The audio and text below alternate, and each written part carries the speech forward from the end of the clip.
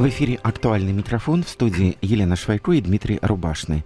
Сегодня наш гость, председатель Постоянной комиссии по здравоохранению, физической культуре, семейной и молодежной политике Палаты представителей Валерий Малашко. Здравствуйте. Добрый день.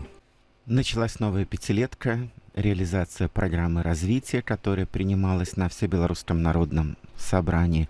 Вы делегат, как и другие парламентарии. Какие главные задачи стоят перед нашей страной и каких результатов, итогов ждет наше общество? Новая пятилетка для нашей страны — это время стабилизации и укрепления базовых основ жизни: экономики, демографии, социальной сферы и развития регионов. Я бы даже подчеркнул равномерного развития регионов. В центре программы человек, его здоровье, семья, условия жизни, а также возможность реализовать себя в нашей стране. Среди ключевых задач, конечно же, следует отметить в первую очередь это остановка демографического спада, повысить продолжительность жизни, сократить социальные дисбалансы между регионами, модернизировать здравоохранение и образование, сохранить управляемость экономики. И участие каждого видится прежде всего через ответственность за собственную жизнь. Я имею в виду в этой части и официальную занятость, заботу о своем здоровье, участие в жизни семьи и общества, воспитание детей, соблюдение законов. И программа прямо исходит из того, что без вовлеченности самих граждан даже самые масштабные меры государства не дадут результата. То есть реализация этих приоритетов невозможна усилиями только госорганов? Совершенно верно. Ну, давайте по приоритетам пройдемся. Один из них — демография. Действительно, большое внимание в программе социально-экономического развития на 26-30 годы уделяется укреплению демографического потенциала, здоровья нации. Может быть, мы опишем ситуацию, чтобы, так, откровенно знать, с какими вызовами мы столкнулись и что можно сделать. Демография и здоровье — это один из центральных приоритетов всей пятилетки. И это уже не второстепенная социальная тема, а вопрос национальной безопасности. В программе зафиксированы конкретные целевые показатели. Это и рост рождаемости, снижение смертности и увеличение ожидаемой продолжительности жизни до 76,5 лет к 2030 году. И очень важно отметить, что программа подчеркивает, что демографические проблемы нельзя решить только пособиями. Нужен комплексный подход от медицины, условий труда, жилье, экология, качество среды, в которой мы живем. Но, в принципе, мы ведь не первый год занимаемся этой темой. Если взять все наше общество, у нас была в свое время национальная программа демографической безопасности. И, кстати, были неплохие итоги, обнадеживающие.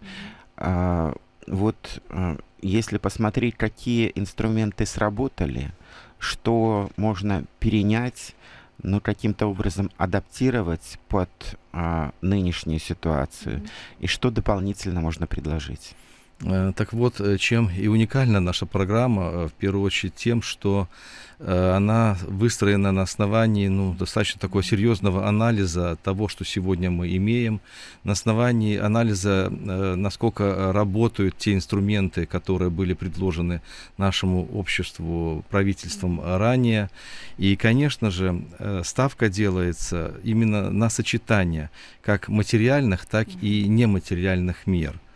Это и поддержка детей, семей с детьми, доступное жилье, развитие детской инфраструктуры, что очень важно, гибкие условия занятости для родителей.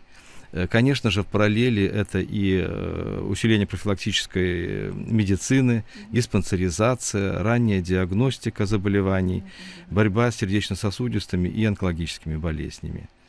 Отдельный акцент я бы отметил еще, это и формирование культуры здорового образа жизни.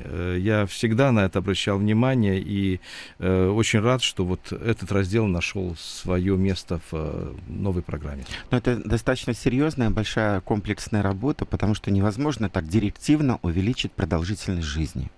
Совершенно верно. Это пытались уже сделать и не только в суверенной Белоруссии, и, надо сказать, и в Советском Союзе. В том числе проблемы демографии — это не только проблема нашей республики.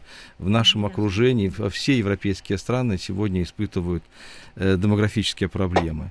Низкая рождаемость, старение населения, сокращение работоспособного населения. То есть, соответственно, растет нагрузка на систему здравоохранения и социальной поддержки. И, конечно же, вот без как активных, я уже сказал, материальных мер тоже будет сложно. Но и очень важно, чтобы мы сегодня взглянули на нравственные основы нашего общества. И, конечно, вот духовно-нравственное воспитание, оно должно вернуть традиции многодетной семьи в наше общество, традиции более ранних браков, я бы все-таки вот так сказал, потому что действительно сегодня То, с мы чем, видим... кстати, боролись таким-то образом, да, но считалось, что не очень так хорошо, когда слишком рано, да, и совершенно. получилось так, что отодвигается и отодвигается Все время. должно быть вовремя. Мы же организм свой не обманем. Наши биологические часы, они заведены на определенный ритм, и ритм деторождения, он тоже, период этот достаточно ограничен, как для мужчины, так и для женщины. Часто подчеркивают, что здоровье, продолжительность жизни зависит от нашего поведения, от нашего образа жизни. Вот если мы говорим, что к 30 году ожидаемая продолжительность жизни в Беларуси должна составить 76,5 лет, то давайте посмотрим, как белорусы живут, относятся к своему здоровью, какие изменения в нашем поведении произошли за последние годы, что можно приветствовать, как в этом плане молодежь воспитывать. Вы знаете, я вижу, что действительно наше общество в этом плане здоровеет, я бы так сказал. Культура здорового образа жизни, она достаточно активно входит в нашу с вами жизнь. И ведь общественное здоровье, оно от чего зависит? Конечно же, это окружающая среда. Конечно же, это питание, конечно же, это физическая активность, и, конечно, это отказ от вредных привычек. Это уже те, так скажем, направления деятельности человека, которые, не требуют каких-то доказательств, а это уже как бы то, что мы сегодня имеем. Очень важно, что мы в питании начинаем меньше потреблять соли, меньше сахара. Это очень важная, так скажем, история. В первую очередь для профилактики сердечно-сосудистых заболеваний, сахарного диабета. И производители учитывают это, да? Вот, допустим, совершенно верно. Надо отметить, что... А законодательно, Валерий Анатольевич, не собираетесь вводить какие-то ограничения? Как, например, в свое время в Великобритании той же. Приняли такие законы, что производитель был вынужден снижать содержание соли, сахара. Я думаю, с законами здесь, достаточно жесткие ГОСТы у нас, и в этой части, конечно же, тоже работать надо. Но я хочу сказать, что мы уже последние 5 лет очень серьезно занимаемся школьным питанием. И вот в этой части это же не только восполнение энергетических потребностей ребенка, но это воспитание культуры питания. Это части того, что ребенок кушает, насколько он свой образ жизни и питания выстраивает в соответствии с нашими национальными традициями, соответственно, насколько он ограничивает себя, или мы его ограничим в технологических картах, в той части, добавляя либо убирая туда те ингредиенты, которые не несут за собой большой пользы, так скажем. А вам лично приходилось бывать в школьных столовых?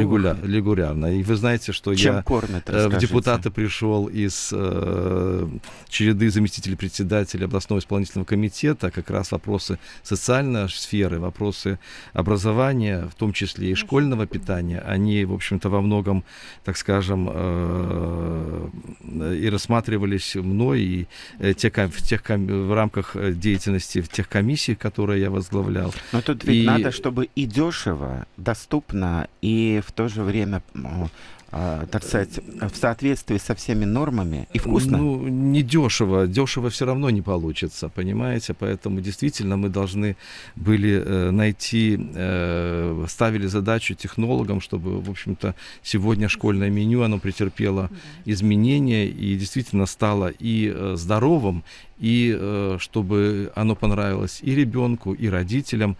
Поэтому вот та дискуссия, которая была в нашем обществе достаточно так бурно проходила в то время, она принесла свой результат. И сегодня вот в этой части я хочу констатировать, что питание школьное, оно стало лучше, оно стало более здоровым, и дети гораздо охотнее питаются в школах.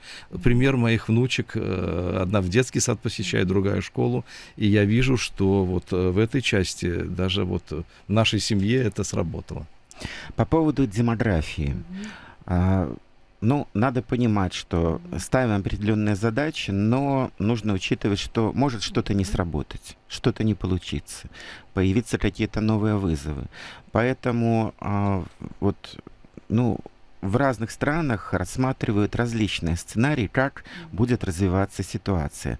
Самый худший, кстати, сценарий — ничего не делать, пустить все на самотек.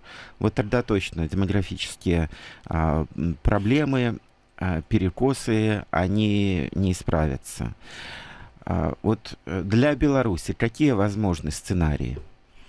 Конечно же, мы рассматриваем и негативный сценарий, и позитивный сценарий.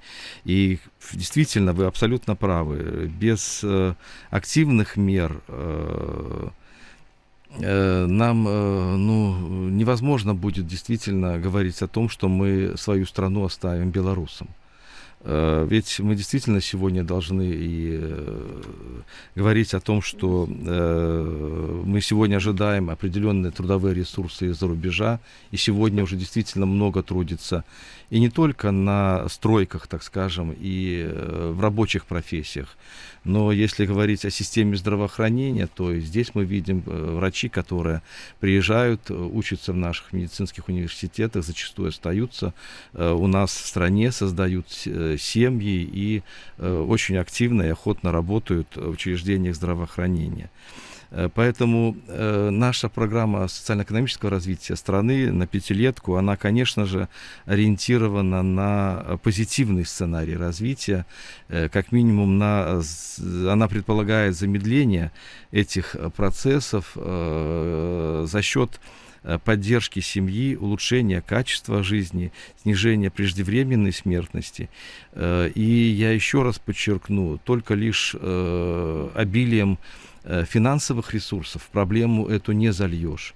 И, конечно, я ставлю, так скажем, на очень высокую ступень. Это, конечно, духовно-нравственное воспитание. Еще раз повторюсь, возвращение традиций нашей белорусской семьи. И, соответственно, мы должны делать все для того, чтобы действительно нас, белорусов, было больше. Есть страны в Европе, где население уже состарилось. Люди живут дольше, но при этом пенсионеров больше, чем молодежи. Понятно, какие риски и проблемы возникают.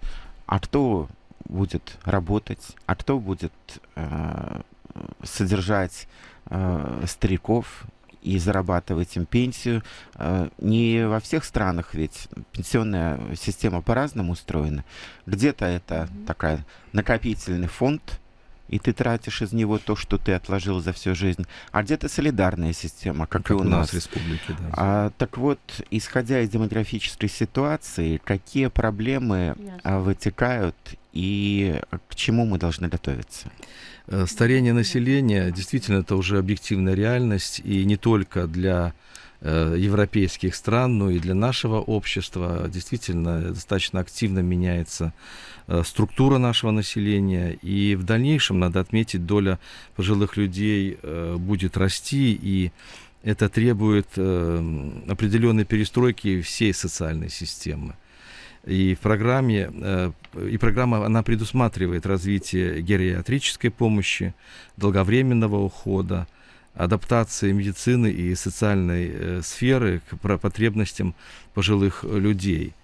Но, конечно же, я должен особо отметить это важность и подчеркнуть важность активного долголетия, чтобы люди старшего возраста дольше сохраняли здоровье и свою социальную активность.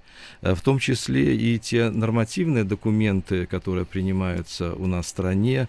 Ну вот, как пример, в прошлом году мы были свидетелями, согласно указа президента, были отменены ограничения в выплате пенсий пожилым людям, которые имеют максимальный коэффициент и продолжают трудиться на предприятиях, учреждениях и организациях. То есть они в свое время получали неполную пенсию? Неполную пенсию. Хотя ее заработали. С Еленой как раз вот мы и дискутировали перед сегодняшним эфиром. Живой пример и 250 рублей к пенсии человека. Я думаю, это действительно достаточно такая весомая добавка. С одной стороны. С другой стороны, фактически с 1 января этого года те, кто сегодня получает пенсию за государственную службу, выслугу лет, тоже будут иметь возможность работать и получать в этой части пенсионные выплаты, как это было ранее у военных пенсионеров.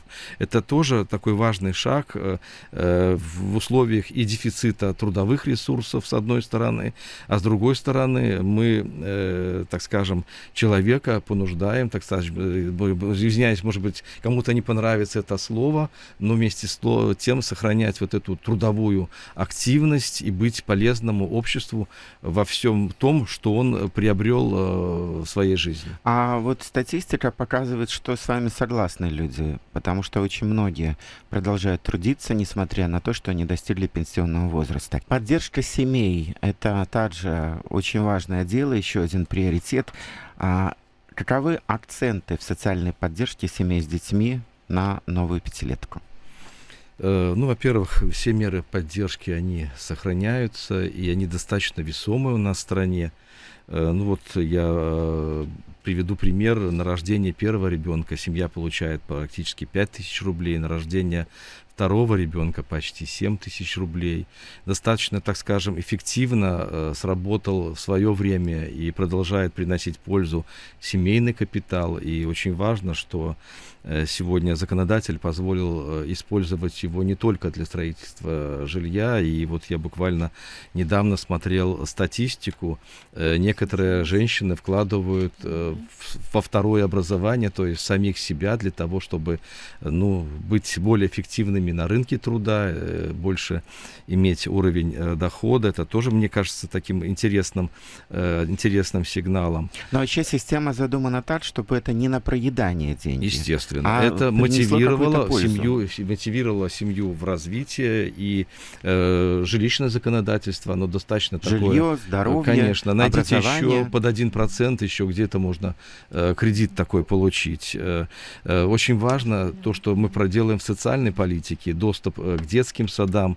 За последние годы сделано очень много, в том числе и даже в тех микрорайонах, куда происходило массовое переселение людей в связи с таким массовым строительством жилья, и это было достаточно такой серьезной проблемой, и в том числе и строительство детских садов и школ, и предусматривает программа и в дальнейшем, на что, в общем-то, и мы, депутаты, ориентировали сегодня и Министерство образования, то, что сегодня, конечно, женщина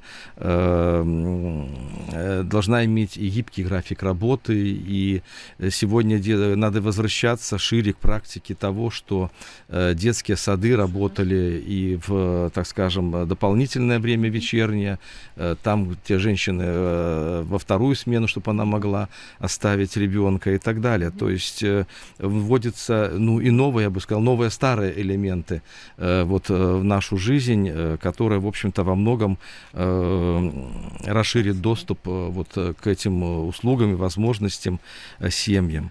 Но и очень важно, что поддержка семьи в программе, еще раз повторюсь, это не только деньги, но и условия, безопасность, стабильная работа, уверенность в будущем. Ведь это тоже очень важно, когда семья принимает решение один, два, три ребенка.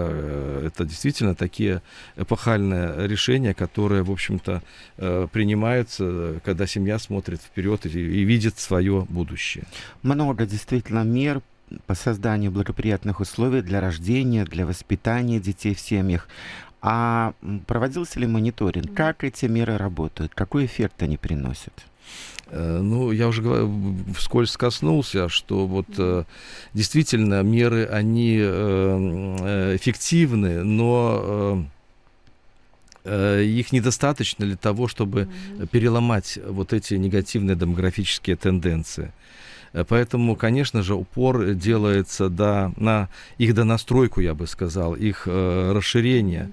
Еще раз повторюсь, прямо говорится, и в программе прямо говорится, что людям важно не только получить пособие, то есть материальную поддержку, но и понимать, что через 10-15 лет их дети будут жить в стабильной стране с перспективами. Здравоохранение тоже близкая вам тема. Как в новой пятилетке будет развиваться инфраструктура здравоохранения? Конечно же, предусмотрен ряд мер. Это и модернизация учреждений здравоохранения, это и стационарные, и амбулаторно-поклинические, строительство учреждений здравоохранения. Особенно очень важно отметить в регионах. Недаром я вначале подчеркнул важность равномерного развития регионов и равного доступа к услугам здравоохранения как жителей города, так и в сельской местности. Очень важно, что сегодня мы концентрируемся на развитии межрайонных медицинских центров, там, где мы можем сконцентрировать и кадры, и высокотехнологичное медицинское оборудование.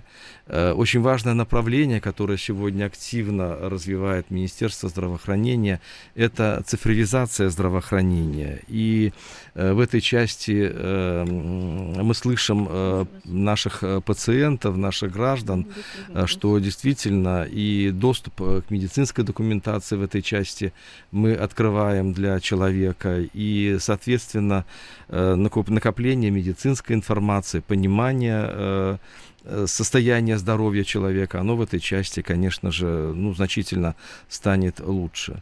Очень важно, что мы не перестаем уделять внимание первичному звену здравоохранения, поликлиникам, врачам общей практики, потому что, не секрет, 75-80% пациентов начинают и оканчивают свое лечение именно на уровне врача общей практики. Какие все-таки остаются проблемные вопросы, связанные с качеством и доступностью медицинской помощи? Действительно, программа не скрывает и проблемные моменты. И среди проблем, я бы сказал, может быть, такая даже и застарелая, это нехватка кадров, вполне, так скажем, понятное различие в доступности медицинской помощи между городом и селом, нагрузка иногда даже чрезмерная на медицинский персонал. Именно поэтому уже в текущей пятилетке предусмотрены меры, которые будут способствовать закреплению специалистов в регионах, и достаточно такая вот она шумная, мы видим эффективная мера, это как арендное жилье, улучшение условий труда, повышение качества медицинских услуг в сельской местности. Конечно, вот все это должно и быть направлено на решение вот этих вот проблем. Многие из этих вопросов отражены в государственной программе «Здоровье нации» на 2026-2030 годы. Она утверждена правительством. Один из целевых показателей, мы уже его упоминали, увеличение к 2030 году ожидаемой продолжительности жизни до 76,5 лет. И серьезное финансирование, 100 миллиардов белорусских рублей. Вот даже в долларах разделить на 3, какая получается большая цифра. Надо понимать, если выделяются деньги, и если работает правительство, госорганы, огромное количество людей подключено к реализации этих задач, Вы, то чего мы Дмитрий, ждем? абсолютно правы, и я хочу обратить внимание, что действительно, вот на мой взгляд, это как раз незамедлительная реакция правительства на принятую программу в пятилетке. То есть все должно быть вовремя. И действительно, вот уже 30 декабря мы получили постановление правительства, согласно которого, в общем-то, вступает в жизнь в первые дни Нового года государственная программа здоровья нации.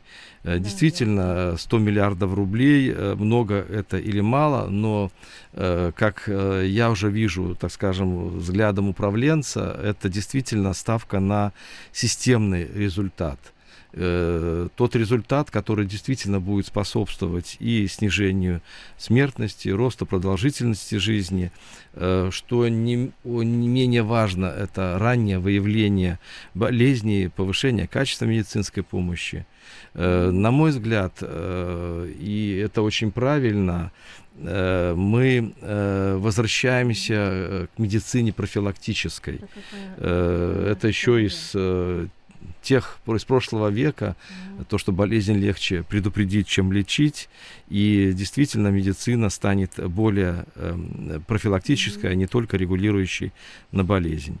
Да, ключевой показатель 76,5 лет ожидаемой продолжительности жизни к 30 году, но это показатель, который рассматривается как некий индикатор общественного здоровья и качество реализации. Интегральный показатель. Да, интегральный и качество реализации как программы социально-экономического развития, так и программы здоровья нации. Давайте обратимся к вашей депутатской работе. Какие законопроекты, связанные со здравоохранением, физической культурой, реализацией семейной, молодежной политики, это все профиль вашей комиссии, сейчас обсуждаются и готовятся парламентариями? Мы в этом году ждем главный документ для всех медиков и, конечно же, и пациентов.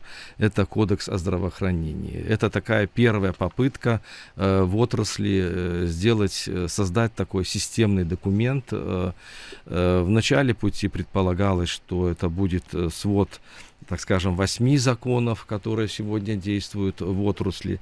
Сегодня этот уже проект Кодекса о здравоохранении, он претерпел целый ряд изменений, в том числе и благодаря тому широкому обсуждению, которое в прошлом году проводило и Министерство здравоохранения, и более 2 месяцев НЦЗПИ на сайте, в общем-то, принимала предложения как граждан, так и медицинских работников. И действительно, мы сегодня видим, что документ, он становится таким, реальным рабочим инструментом, очень таким достаточно понятным. И я хотел бы поблагодарить Министерство здравоохранения за то усердие, с которым работают все заинтересованные субъекты, ведь это не только Минздрав, но это и целый ряд заинтересованных министерств, ведомств и общественных структур, в том числе и я вхожу в комиссию, которая, в общем-то, в рабочую группу, которая принимает и рассматривает те предложения, которые поступают как от граждан, еще раз таки повторюсь, профессиональное сообщество привносит в него. Поэтому мы уже достаточно таким нетерпением ждем этого документа, и я думаю, что это будет действительно таким достойным нормативным актом, который будет способствовать не только констатации тех изменений, которые произошли в последнее время в отрасли, но и то, что подчеркивал и глава государства, это тот документ, который будет направлен на отраслевое развитие. Обратимся мы к тем комментариям и вопросам, которые к нам сегодня приходят. Начнем с СМС. Опять же тему электронных устройств для курения поднимают. И те же тюбинги, от которых много травм в зимний период, предлагают перейти к запретам законодательным. Что думаете вы по этому поводу? Ну, если говорить о тюбингах, действительно, эта тема не новая, возникла она не сегодня, и травмирование происходило и происходит. Вот. Но начнем с того, что возле каждой горки милиционера не поставишь. Вот. И практика города Минска наносить пескосмесь на те места, которые стали такими народными для посещения и так далее тоже. Поэтому конечно, эта тема она нуждается в законодательном регулировании и в определенных более четко выраженных, так скажем, запретах использования тюбингов в первую очередь на тех трассах, которые не приспособлены для этого, которые несут угрозу жизни и здоровью, особенно детей. Развивается очень большая скорость, и 40, и 50 километров в час, и те препятствия, которые встают на пути у ребенка, да и взрослого человека, они, конечно, могут нести не только травмоопасность, но и смертельную угрозу. Поэтому я почему начал с того, что милиционера у каждой горки не поставишь, а вот милиционера в голове, извините, когда мы ребенка переводим через дорогу, особенно маленького, мы же его держим за руку, мы ему объясняем, как идти, на какой свет светофора, куда смотреть, право, лево и так далее. Точно так же и здесь, если мы видим, что это действительно угроза, то здесь в первую очередь я призываю родительскую общественность в этой части, ну, как минимум, не находить, искать более, так скажем, безопасные места времяпровождения для ребенка и для себя в том числе. Ну, тюбинги это не панацея в занятом времени, а действительно это угроза жизни и здоровью. Ну и потом это ж ведь родители оплачивают, да? Совершенно это верно. Ребенок. Это же родители, сегодня мы же не закроем границы и так далее. Что касается вейпов и так далее, парогенераторов и всего остального, то я являюсь, категорическим противником. Хотя здесь, некая особая история вот этих вот всех парогенераторов, по большому счету, они в свое время в мире появились как ответ на замену курения табака. И тогда предполагалось, что они несут в себе меньше зло и меньше вред. Но сегодняшние исследования... Как и по наркотикам, да? Лечили другими препаратами, которые тоже как бы относятся к этим наркотическим. Поэтому, но сегодня мы видим абсолютно точно, что и проблема заболевания и органов дыхания, и заболевания полости рта, в том числе и онкологическое заболевание. Как бы там ни было, это химия, которая в хроническом, так скажем, режиме раздражает и слизистую, что, конечно же, негативно влияет на дальнейшее состояние здоровья. Поэтому я свое личное мнение выражаю в запрете, а вот в ту бытность своего, еще когда я был министром здравоохранения, то мы приравняли эти системы к табакокурению, в том числе действуют все те ограничения, которые и на продажу, и на продажу, и на приобретение, и на курение, и на курение, да.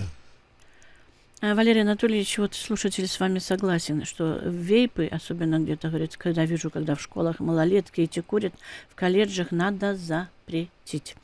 Идем по вопросам. Привет вам большой из Могилева передают. Вы Спасибо, работали землякам, главврачом, если я не ошибаюсь, детская больница Так была, точно, да? детская, Вот 7 оттуда, лет детской областной больницы. Да, вот вам оттуда позвонили, передали привет. Спасибо. Значит, вопросов очень много.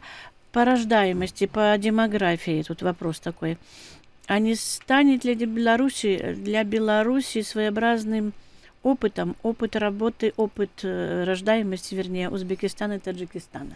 Может, стоит изучить? Вы понимаете, я как раз недавно, год тому назад был в Узбекистане, и меня тоже интересовала их история, Да. но к сожалению, там немножко работают другие механизмы, и в первую очередь именно механизмы, то, о чем я пытался донести, не столько, Менталитет, наверное, так другой, совершенно да. верно, не только, так скажем, материального стимулирования рождения, а в первую очередь там работают механизмы большой семьи, традиционных, так скажем, устоев жизни, в рамках вот общин, которых сегодня живут, махалей, в которых сегодня живут узбеки. И надо сказать, что проблема рождаемости, высокой рождаемости перед их обществом ставит тоже другие задачи, в том числе они сегодня на уровне государства, в том числе межгосударственных договоренностей, в общем-то, свои трудовые ресурсы активно направляют и в страны Европы, в том числе и в Республику Беларусь. Да. Мы здесь гарантируем им трудоустройство, спокойную, так скажем, жизнь по законам нашей страны. И вот в этой части достаточно часто они вот и предпочитают трудоустройство в нашей стране. Но, кстати сказать, по прогнозам демографов, вы знаете, в Узбекистане достаточно активно, благодаря и действующему главы государства Узбекистана, другу нашего Александра Георгиевича Лукашенко, то, что неоднократно подчеркивались, они достаточно активно так смотрят на нашу социальную модель. Вот, и сегодня узбеки живут гораздо богаче во всех отношениях, вот, и в культурной жизни, и в социальной жизни, но что, к сожалению, вот во многом приводит к тому, что вот активность в рождении детей, она уменьшается, и поэтому как раз вот и к 50-му году, некоторые демографы предсказывают именно снижение вот в этих странах уровня рождения. Поэтому это проблема не только нашей страны. Мы же знаем, что в Китае тоже сегодня озаботились достаточно серьезно, и к 50-му году с миллиардов они просчитывают, что это будет порядка 700 миллионов жителей в Китае. Поэтому это общая проблема, и все-таки я вижу в первую очередь возвращение к нашим традиционным семейным ценностям, взаимоотношениям в нашем обществе. Вот про ценности тоже был у нас такой комментарий, рассуждение. Много ведь в интернете получают и проводят времени. Да, не только молодежь, но и взрослые люди. Уже, наверное, и пенсионеры тоже. Ведь интернет может как и вред, и пользу приносить, и то, и другое. Вот задается вопросом, может быть, через всемирную сеть каким-то образом можно формировать вот эту духовную культуру и систему ценностей, поскольку это такое окно в мир сегодня для многих. Пока в этой части мы видим отрицательный эффект. И надо сказать, что, конечно, и ограничить сегодня интернет практически невозможно. Он уже вошел во все сферы нашей жизни. И понятно, что мы должны в первую очередь здесь включать некие регуляторные механизмы. И вот вы задавали вопрос о законопроектах, и буквально вот с 17 января вошел в жизнь закон о изменении законов о правах ребенка, где, в общем-то, мы, законодатели, в общем-то, впервые высказались о том, что сегодня, в этой части мы должны регулировать эти взаимоотношения, возложили ответственность за поведение ребенка в интернете, в первую очередь, на родителей, не снимая ответственности, в том числе из педагогических работников, мотивируя их в первую очередь на разъяснение вреда, обучение правилам работы ребенка в интернете, выстраивание границ, в том числе и призывая родителей все-таки шире использовать функцию родительского контроля. Это различные программные комплексы, которые, в общем-то, сегодня есть у нас и в Белоруссии. И, конечно же, в этой части это позволит, в первую очередь убрать вредоносный эффект информации.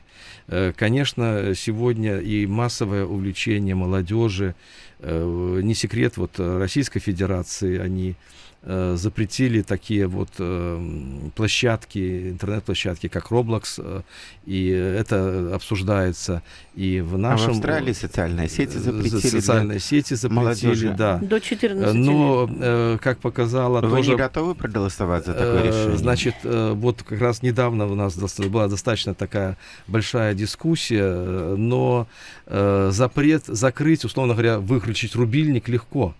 Но точно так же легко сегодня и дети, и заинтересованные Обойдут эти особо запреты. обходят эти запреты, и если хотя бы, поэтому вот в этой части, конечно, я все-таки призываю родителей, в первую очередь, если мы говорим о гигиене ребенка, в общем-то, взять на себя функцию вот, родительского контроля и ответственности за поведение ребенка в интернете. Так, Валерий Анатольевич, по программе, госпрограмме «Здоровье нации» несколько вопросов. Скажите, пожалуйста, вот если в этой программе, уделено ли в этой программе внимание стоматологической службе? Это первый вопрос, то есть как она будет развиваться там и как она, в принципе, должна развиваться. И второй вопрос... Суть-то понятна, да? Все хотят, в общем-то, иметь доступную помощь Доступную, стоматологическую, да? Вот очень большой вопрос у слушателей по поводу государственных стоматологических клиник. Частным нету, а вот государственным есть. Это вот уже продолжение этого вопроса. И второй вопрос о культуре медицинского работника. Есть ли какой-то вот абзац там, может быть, чтобы, говорит, и внешний вид соответствовал, и бейджи были, и чтобы знать, к кому обращаться, чтобы... Ну, я понимаю это... Нет, здесь абсолютно корректный вопрос, что касается культуры поведения медицинского работника. Это на медицинском профессиональном языке называется этика и дентология.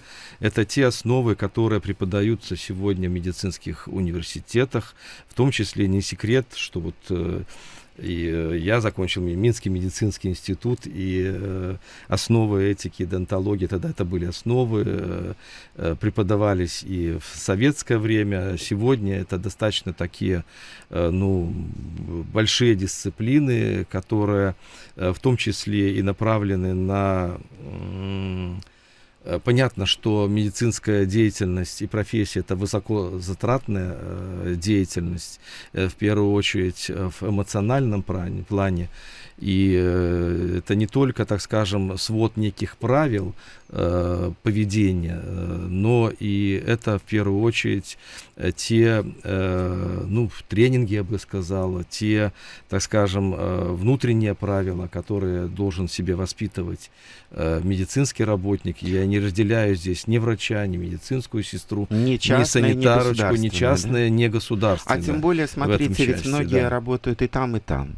И, может быть, и хорошо, если это не запрещено законодательством. Если корпоративные требования в частных каких-то учреждениях медицинских высокие, то этот же человек, ну, придет с такими же стандартами и в государственную поликлинику. Ну, можно надеяться, и будем надеяться. В том числе, ну, вот мы плавно переходим и к стоматологической помощи, да и не только стоматологическая помощь. Вот как раз вы произнесли слово «стандарты». Вот как раз вот эти и, так скажем, и алгоритмы, и правила и так далее, они достаточно должны быть стандартизованы на уровне Министерства здравоохранения. Ну, сложно стандартизовать душу, да? Ну, да, стандартизовать процессы воспитания и так далее. Но некие правила, они четко должны быть, так скажем, восприняты медицинской общественностью, и они должны, ну, достаточно свято соблюдаться с пониманием того, что, ну, человек приходит, ну, не с радостью, а в первую очередь с определенной проблемой и бедой, и желает достаточно быстрого разрешения этих проблем. А сегодня это не всегда возможно, не всегда это просто сделать и так далее, не всегда это можно сделать на уровне одного специалиста, врача общей практики. Очень интересный вопрос. Я знаю, что у вас на этой неделе где-то эта тема будет звучать. Как можно полечиться в России? Сделать какие-то сложные определенные операции. Я знаю, что где-то в четверг, по-моему, или в пятницу будет заседание В пятницу, комиссии да. Есть у меня еще один парламентского собрания. один портфель. Это председатель комиссии по здравоохранению парламентского собрания А надо ли в Россию ехать Беларуси и лечиться? России. Ну, почему? Они во-первых, равные права должны быть. значит, ну в этом плане значит, да, но вот, специально. не спорьте, я сейчас все расскажу, да. Вы знаете, действительно, вопрос хороший, и спасибо за этот вопрос, потому что действительно, по большому счету, и комиссия по здравоохранению возникла из вот таких споров равных прав наших граждан, нашего союзного государства. И, конечно же, в первую очередь мы вот и занялись оценкой, насколько работает соглашение 96 года, вот подчеркиваю, соглашение 96 года равных правах белорусов в Российской Федерации в части оказания медицинской помощи и россиян в Республике Беларусь. И надо отметить, что как документ, которым должны и обязаны руководствоваться и медицинские работники нашего союзного государства, и граждане, он оказался достаточно таким прогрессивным, и до сегодняшнего дня он не потерял актуальности. Что касается экстренной медицинской помощи, скорой медицинской помощи, здесь не должно быть проблем у наших граждан. И в Республике Беларусь, и в Российской Федерации. С Министерством здравоохранения по запросу нашей комиссии были проведены оценки, составлены огромные таблицы по видам оказания, по срочности оказания медицинской помощи. Вот, так что поэтому вот в этой части документ он является уникальным, рабочим и работает, и мы его, так скажем, рекомендовали. Ну, какие-то нюансы будете обсуждать громко, да? Да, нюансы, что касается медицинской помощи, они уже обсуждены. Конечно, где-то есть, условно говоря, протонная терапия. Вид медицинской помощи, который недоступен гражданам Республики Беларусь в наших учреждениях здравоохранения. Да и развивать этот вид в наших условиях, это очень дорогостоящий вид, нецелесообразно. Поэтому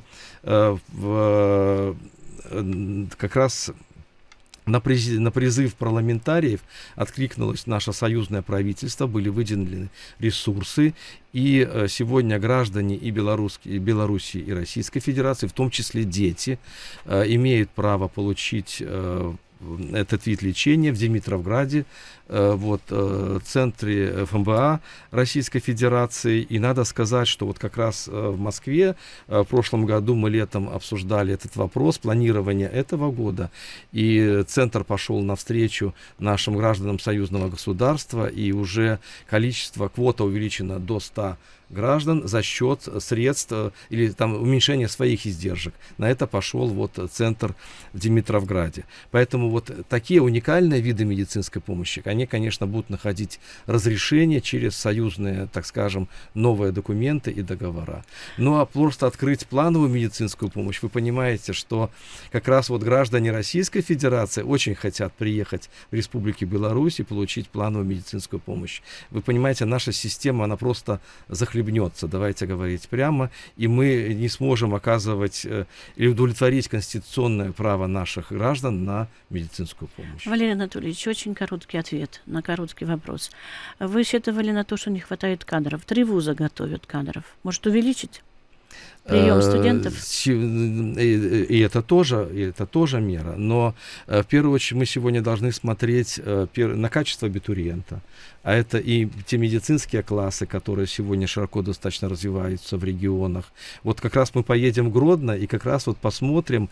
И мне очень хочется, чтобы и российские сенаторы, и российские депутаты Государственной Думы увидели вот эту вот практику регионального здравоохранения. То, что сегодня сегодня мы действительно, доступность в регионах высокотехнологичной медицинской помощи и, в принципе, медицинской помощи в Республике Беларусь остается очень высокая. И в том Абитуриенты числе, тоже подготовлены, да, кстати. да, Смотрите, ну и какие качество. баллы. А помните, раньше там по 10 лет подряд поступали. Ну да, Какие люди было настойчивые, да? Э, Поэтому и, в это- медицину и это идут тоже, уже поэтому осознанно. мы начинаем сегодня вот это все анализировать, все этапы, и, конечно, вот в этой части мы будем иметь определенный успех. Я сегодня говорил, что программа предусматривает строительство арендного жилья в малых регионах.